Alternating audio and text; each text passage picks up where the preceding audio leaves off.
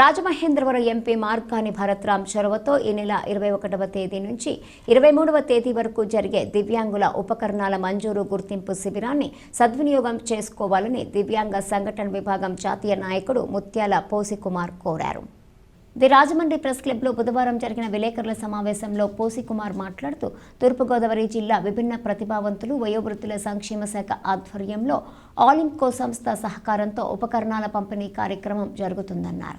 గురువారం ఉదయం 10 నుంచి సాయంత్రం 3 గంటల వరకు స్థానిక విఎల్పురం మార్గాని ఎస్టేట్స్లో రాజమహేంద్రవరం సిటీ రూరల్, కడియము, కోరుకొండ, రాజానగరం, సీతానగరం, గోకవరం మండలాల దివ్యాంగులకు 3 చక్రాల సైకిళ్లు, వీల్ చైర్లు, చెంక కర్రలు, కృత్రిమ కాళ్ళు, క్యాలిపర్స్, రోలేటర్స్, చెవిటి మిషన్లు, వాకింగ్ స్టిక్స్, మానసిక ప్రతిభావంతుల పిల్లలకు MSIED kits, ADL kits, CP chair, battery operator 3 చక్రాల సైకిళ్లు అందజేస్తారని తెలిపారు.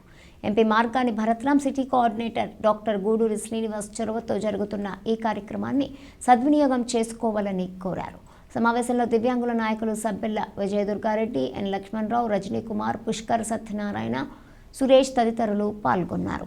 దివ్యాంగుల ఉపకరణ పరికరాలు నమోదు ప్రక్రియ 27వ తారీఖు గురువారం ఉదయం మార్కాని ఎస్టేట్స్ రాజమహేంద్రవరం నందు రాజమహేంద్రవరం ఎంపీ మార్కాని భరత్రాం గారి ఆధ్వర్యంలో రాజమహేంద్రవరం అర్బన్ కోఆర్డినేటర్ గూడూరి శ్రీనివాసరావు గారి పర్యవేక్షణలో ఈ కార్యక్రమం జరుగుతుంది.